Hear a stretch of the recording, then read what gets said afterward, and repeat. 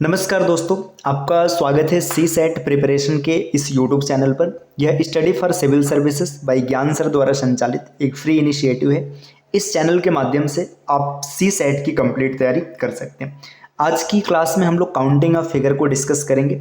यह class RO ARO 2023, UP PCS 2024 या जितने भी प्रकार के PCS के एग्जाम होते हैं या अन्य कोई भी परीक्षा जिसमें रीजनिंग आती है उसके लिए महत्वपूर्ण होने वाला है। तो चलिए स्टार्ट करते हैं अपने क्लास को। देखिए, अगर आप हमारी टीम के पेड कोर्सेज से जुड़ना चाहते हैं तो इन दिए गए नंबर्स पे संपर्क कर सकते हैं। इसके अतिरिक्त ये ज्ञान सर का व्हाट्सएप नंबर है, यहाँ पर आपको सिर्फ व्हाट्सएप करना है, कॉल नहीं करना है।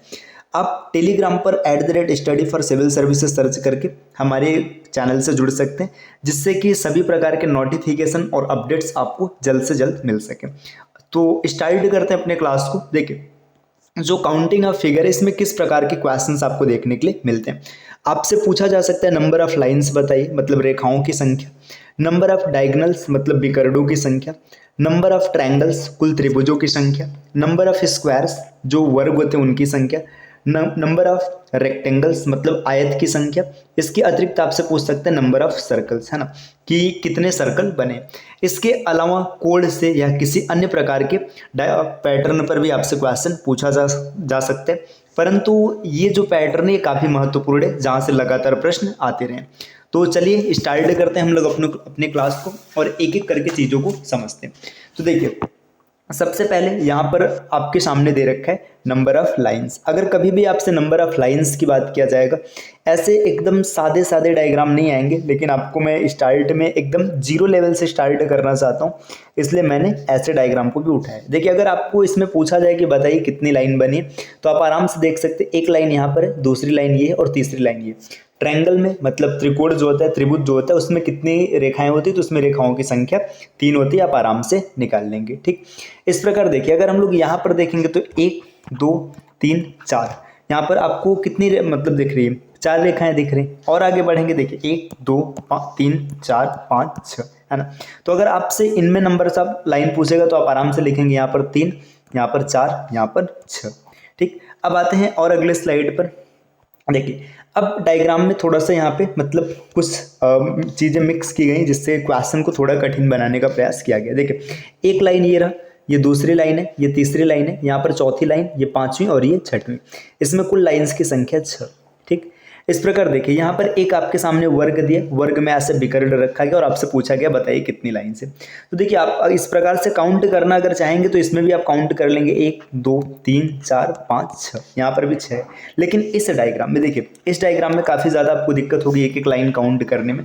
तो यहाँ पे आपको एक मैं छोटा सा फार्मूला बता रहा हूँ, n बिंदुओं से बनने वाली आकृति में रेखाओं की संख्या। ठीक है, आपको याद रखना है, n बिंदु से बनने वाली आकृति में रेखाओं की कुल संख्या। तो अगर रेखाओं की कुल संख्या निकालना है तो आप फार्मूला लगाएंगे, n ब्रैकेट में n-1/2।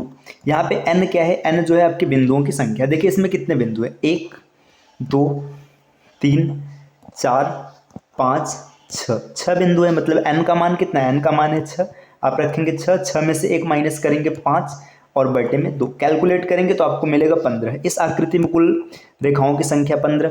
लेकिन यहाँ पे एक शर्त जरूर लागू होगा कि जो बिंदु है, मतलब रेखा सब, मतलब सभी बिंदुओं से होकर जानी चाहिए। सभी बिंदुओं के कहने का मतलब, जैसे मान के चले यहाँ से अगर रेखाएं कम रहेंगी तो उसमें आपको कम करना पड़ेगा। देखिए, यहाँ पर 15 लाइन कहाँ पर है देख लेते हैं हम लोग। देखिए, ये लाइन नंबर 1 है ना। देखिए, यहाँ पे इस बिंदु से यहाँ पर रेखा बना है। देखिए, इस बिंदु से वापस से दूसरी लाइन बनी, इसी बिंदु से यहाँ पर तीसरी लाइन बनी और इस बिंदु से यह चौथी लाइन बनी। देखिए, मतलब अब इस बिंदु से अगर आप देखेंगे तो यहाँ पे पांचवी, मतलब एक बिंदु, जो बचे 5 बिंदु सबसे मिल रहे हैं, 5 रेखा हो गया। देखिए, आगे बढ़ेंगे, यहाँ पर रेखा नंबर 6, ये 7, यहाँ पर 8, यहाँ पर 9 रेखा हो चुका है। देखिए, यहाँ से देखेंगे 10वीं रेखा ये रही, ये 11वीं है, ये 12वीं है, 12 हो चुका है। यहाँ पर 13 और देखिए रेखा नंबर 14 और यहाँ पर 15। तो आप आराम से यहाँ पे देख सकते हैं 15 रेखा बनी हुई। तो आपको समझ में भी आ रहा है आसानी से, आपको कोई दिक्कत नहीं होगी। आते हैं अगले स्लाइड पर। अगले स्लाइड पर यहाँ पर देखिए, आपके सामने इनमें ना रेखाओं की संख्या निकालनी, क्योंकि अभी सिर्फ आपको ये रेखा निकालना सिखाया गया। तो देखिए, इसमें आप अगर काउंट करेंगे तो 1 2 3 4 5, 5 पॉइंट है। अगर 5 पॉइंट है तो आप आराम से फार्मूला लगाएंगे, n = 5 हो जाएगा।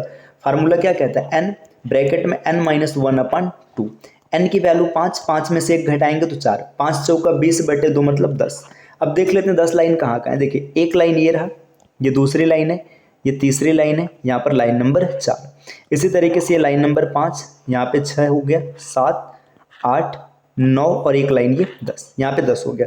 तो आपको समझ में आ रहा है। देखिए इसमें अब आपको काउंट करना है, कुछ नहीं करना है, बस आराम से आपको दिख रहा है कि सब लाइन सबसे मैच हो रहा है। देखिए 1 2 3 4 5 6 7, 7 पॉइंट है तो n की वैल्यू रखेंगे 7, 7 में से 1 गया 6/2, कैलकुलेट करेंगे तो 7 3 21 मिल जाएगा। अब 21 लाइन आपको ढूंढना है। देखिए अब अगर आपको आकृति देखेंगे, अगर मान के चलिए जैसे ये लाइन नहीं होती तो आपको पता चल गया 21 आएगा, लेकिन आप देखेंगे यहाँ पर एक लाइन नहीं रहेगी तो एक माइनस कर लेंगे। अभी यहाँ पर फिलहाल में है तो हम लोग 21 देख लेते हैं कहाँ है। देखिए ये पहली लाइन है ना, यहाँ पर ये दूसरी लाइन हो गई, ये लाइन नंबर 3 हो गया, यहाँ पर 4 हो गया, ये 5वीं लाइन है ना, 5 मिल गया। देखिए यहाँ से ये लाइन नंबर 6, फिर इसी तरीके से ये 7 हो गया, यहाँ पर 8 और ये 9 हो चुका है। देखिए यहाँ पर ये लाइन नंबर 10, फिर आगे देखिए 11, यहाँ पर 12, यहाँ पर 13, ठीक, यहाँ से यहाँ तक 14, ठीक, ये 15, 16, 17,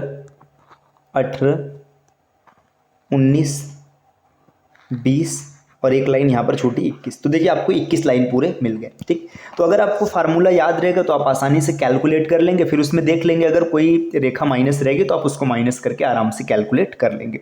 चलिए अब आते हैं अगले स्लाइड पर। अब अगले स्लाइड पर आपको दे रखा है नंबर ऑफ डायगोनल्स, विकर्णों की संख्या। आप रेखा मतलब निकाल लेंगे, बेसिक फार्मूला आपको यही यूज करना है, n ब्रैकेट में n-1/2 है ना।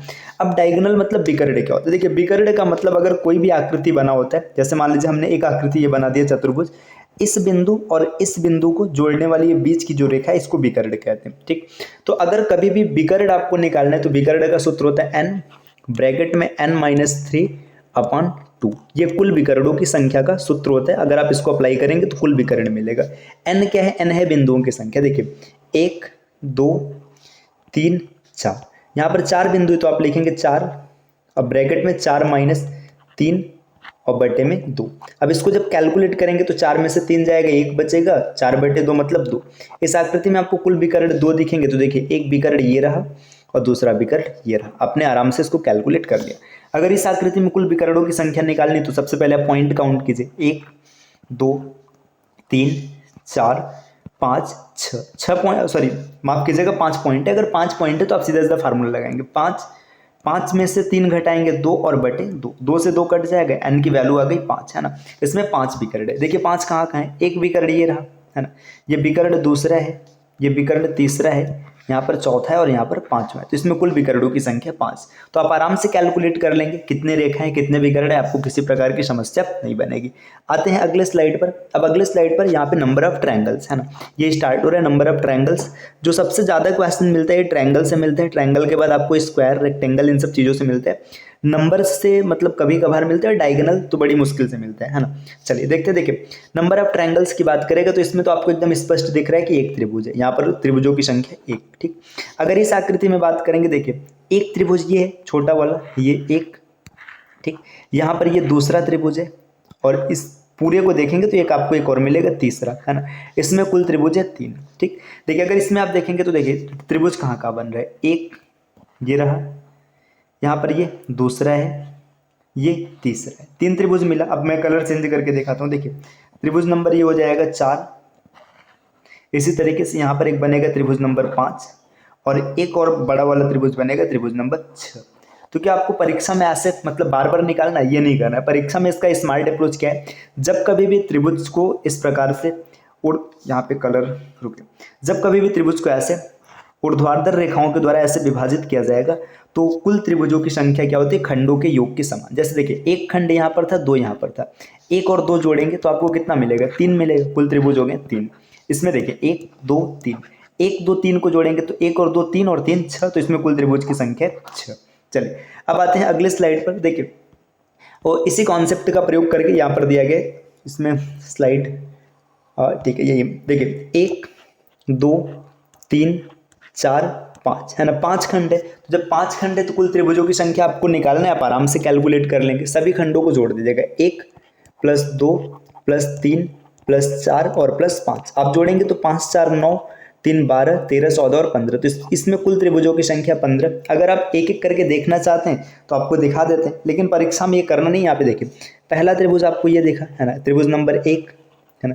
इसी तरीके से यहाँ पे दूसरा त्रिभुज, यहाँ पर तीसरा त्रिभुज, यहाँ पर चौथा त्रिभुज और ये पांचवा त्रिभुज, आपको 5 दिख गए है ना। 5 के बाद देखिए अगर आप यहाँ से देखेंगे तो ये त्रिभुज नंबर 6 हो जाएगा, ठीक। यहाँ से आप देखेंगे तो त्रिभुज नंबर 7 हो जाएगा पूरा को लेते हुए। यहाँ से आपको मिलेगा 8वां, यहाँ से मिलेगा 9वां, 9 हो गया। अब एक छोड़ करके आप और देखिएगा, देखिए 9 के बाद यहाँ से देखिए ये त्रिभुज नंबर 10 है ना, 10 के बाद 11 और यहाँ से लेंगे तो 12, ठीक है, 12 दिख गया। अब इस बार इस तरीके से एक और छोड़ के देखिएगा, यहाँ से आपको मिलेगा त्रिभुज नंबर 13 और यहाँ से मिलेगा 14, ठीक। अब इसके बाद एक ये जो लाइन छूट रहा है ना, ये भी त्रिभुज बनाएगा, ठीक। तो यहाँ से इस तरीके से आप इसको 15 पूरा का पूरा देख सकते हैं। बाकी परीक्षा में आपको ये नहीं करना है, आपको सीधा सीधा कैलकुलेट कर लेना है फार्मूले के साथ, ठीक। तो अगर कभी भी ऐसे ऊर्ध्वाधर विभाजित किया गया तो आपको पता चल गया कितने, आप आराम से खंडों को जोड़ लेंगे। लेकिन अगर कभी ऐसे 36 विभाजन किया जाए इस प्रकार से, तब क्या होगा, तो आपको कुछ नहीं करना है, कुल त्रिभुज की संख्या जो होती है 36 रेखाओं की संख्या के समान होती है। जितनी 36 रेखा उतनी कुल त्रिभुज है ना, 36 रेखा ये बराबर है त्रिभुज की संख्या। तो आपको कुछ नहीं करना है, आप आराम से कैलकुलेट कर लीजिएगा। 36 रेखा 1 और 36 रेखा 2 है ना। यहाँ पर 2 36 रेखा है, मतलब त्रिभुजों की संख्या कितनी है, 2, ठीक। अब आते हैं अगले स्लाइड पर, देखिए अगले स्लाइड पर यहाँ पर क्या इन्फॉर्मेशन दे रखा है। यहाँ देखिए 1 1 2, यहाँ पे 2 हो गया, यहाँ पर 3 हो गया, यहाँ पर 4 हो गया। देखिए 36 रेखाओं की संख्या आपको 4 दिख रही है। अगर आपको दिख रहा है कि 36 रेखा 4 है, मतलब इसमें कुल त्रिभुजों की संख्या कितनी हो जाएगी, 4 हो जाएगी। तो इस आकृति में कुल ट्रायंगल्स आपको मिल गए 4, ठीक। अब देखिए इसी प्रकार अगर आप अगले क्वेश्चन को देखेंगे तो यहाँ पे देखिए कितनी 36 रेखा है, 1 2 3 4 5, 36 रेखा है 5, मतलब त्रिभुजों की कुल संख्या हो गई 5। तो देखिए आपको आराम से कैलकुलेट कर लेना है, किसी प्रकार की कोई समस्या नहीं आएगी, आप एकदम आसानी से इसको कैलकुलेट कर सकते हैं। चलिए देखिए अब यहाँ पे क्या किया गया ना, पैटर्न को थोड़ा सा बढ़ाया गया, बहुत थोड़ा सा। देखिए सबसे पहले आपने ऊर्ध्वाधर रेखाओं को निकालना सीख लिया, आपने क्षैतिज रेखाओं को निकालना सीख लिया। अब यहाँ पर ऊर्ध्वाधर और क्षैतिज दोनों को मिक्स कर दिया गया। तो दोनों को मिक्स करने पर क्या होने वाला है, देखिए सबसे पहले ना आप किसी एक को काउंट कर लीजिए, चाहे ऊर्ध्वाधर को चाहे क्षैतिज को। देखिए 1 2 3, अगर आप 1 2 3 इन सबको ऐड करेंगे तो आपको पता चलेगा कि यहाँ पर 6 ट्रायंगल है, ठीक। अगर आप इस बेस को ना भी इसको देखिए, आप इसको इस आकृति से बाहर रखिएगा, जब इससे बाहर रखेंगे तो आपको पता चलेगा 1 + 2 + 3, इसमें कुल त्रिभुजों की संख्या 6, ठीक है, 6 मिल गया। अब देखते हैं, देखिए अब हम लोग इस बेस पर देखेंगे, देखिए इस बेस पर देखेंगे तो यहाँ पर आपको 1 2 3 6 ट्रायंगल और मिलेगा। तो इस प्रकार अगर आप ऐड करेंगे तो कुल त्रिभुजों की संख्या हो जाएगी 12, 6 इस नीचे वाले बेस पर है और 6 इस ऊपर वाले बेस पर है। तो उम्मीद है कि यहाँ तक आपको समझ में आ चुका होगा। अब बढ़ते हैं अगले प्रश्न की ओर। देखिए अगला प्रश्न यहाँ पर क्या है, जो आपने कॉन्सेप्ट सीखा है उसी को थोड़ा सा और एडवांस लेवल पे प्रयोग किया गया। देखिए यहाँ पर आप देखेंगे तो अगर आप इस बेस के हिसाब से देखेंगे तो 1 2 3 4, देखिए 1 2 3 4 इन सबको ऐड करेंगे तो यहाँ पे मिलेगा 10। देखिए इस बेस के अनुसार ना कुल त्रिभुजों की संख्या 10। अगर आप इस दूसरे बेस पर आएंगे तो 1 2 3 4, इस बेस पर भी आपको त्रिभुज कितने दिखेंगे, 10 दिखेंगे, है ना। 10 और 10 20 हो गया। अब आप इस बेस को अगर कैलकुलेट करेंगे तो 1 2 3 और 4, फिर से आपको 10 मिल गया। तो देखिए 10 यहाँ पर है, 10 यहाँ पर है, 10 यहाँ पर है, टोटल आपको त्रिभुजों की संख्या मिल गई 30। तो इस आकृति में कुल ट्रायंगल्स जो हैं वो 30 हैं, ठीक। अब बढ़ते हैं अगले क्वेश्चन पे। देखिए अगला प्रश्न यहाँ पर क्या दे रखा है, इसमें भी देखिए यही कॉन्सेप्ट यूज किया गया है, 1 2 3 4 5। अगर आप इस बेस को ऐड करेंगे ना तो इस बेस के हिसाब से आपको पता चलेगा इसमें कुल ट्रायंगल्स हैं 15, है ना। फिर आप देखिए इस बेस, ये आपका कैलकुलेट हो गया। अब इसके बाद इस बेस पर आएगा 1 2 3 4 5, इस पर भी आपको मिलेगा 15 ट्रायंगल, है ना। अब इस बेस पर अगर आप देखेंगे तो यहाँ पर भी मिलेगा 1 2 3 4 5, इस पर भी आपको मिलेगा 15 ट्रायंगल। और इस प्रकार अंतिम वाले बेस पर देखेंगे तो 1 2 3 4 5, इसमें भी आपको मिला 15 ट्रायंगल। अगर आप इन 15 15 15 और 15 सबको जोड़ेंगे तो आपको पता चलेगा इस आकृति में कुल त्रिभुजों की संख्या है 60। तो देखिए ये आज के कुछ ट्रायंगल्स, डायगोनल्स एंड लाइंस के क्वेश्चन है, जिसमें आपने एक कॉन्सेप्ट को सीखा है। इस कॉन्सेप्ट को हम लोग और भी आगे बढ़ाएंगे। हाँ, आज के लिए एक क्वेश्चन आपको HW देते हैं ना, ये क्वेश्चन आप जरूर से ट्राई कीजिएगा और इसमें बताइएगा कि इसमें ट्रायंगल कितने हैं ना। इसका उत्तर जो भी आएगा आपको कमेंट करना है, ठीक। यहाँ पर मैं एक आकृति ड्रॉ कर दे रहा हूँ, ठीक। रुकिए 1 मिनट वेट कीजिएगा। इस आकृति को हम लोग ड्रॉ कर लेते हैं कंप्लीट तरीके से। इसके बाद जो बनेगा आपको उत्तर कमेंट करके बताना है, ठीक। मान लीजिए इतना रहा, हम इसको यहाँ से यूज़ करते हैं, है ना। ये पूरा लाइन रहा, ठीक। ये इसको आधा रखा गया और यहाँ पे ये इतना है ना। ये रहा, ठीक। तो इसमें कुल टोटल ट्रायंगल्स क्या बनेंगे, इसका उत्तर आपको कमेंट करना है, ठीक। और अगर आपको वीडियो पसंद आए तो वीडियो लाइक कर दीजिएगा और चैनल को जरूर सब्सक्राइब कर लीजिएगा। इस प्रकार के वीडियोस को निरंतर देखने के लिए आपको चैनल सब्सक्राइब करना और बेल आइकन को भी प्रेस करना है, ताकि जितने भी नोटिफिकेशंस रहें सबसे पहले आपके पास तक पहुंच जाएं। और इसके अतिरिक्त अगर आप और बेहतरीन तैयारी करना चाहते, देखिए फ्री इनिशिएटिव जो है तो इसमें आपको क्लासेस तो लगातार मिलती रहेंगे, लेकिन अगर आप चाहते हैं कि आपको एक प्रॉपर गाइडेंस मिले, है ना, प्रॉपर गाइडेंस मिले, तो प्रॉपर गाइडेंस के लिए आप क्या करिए, आप इन दिए गए नंबर से संपर्क कर सकते हैं, ठीक।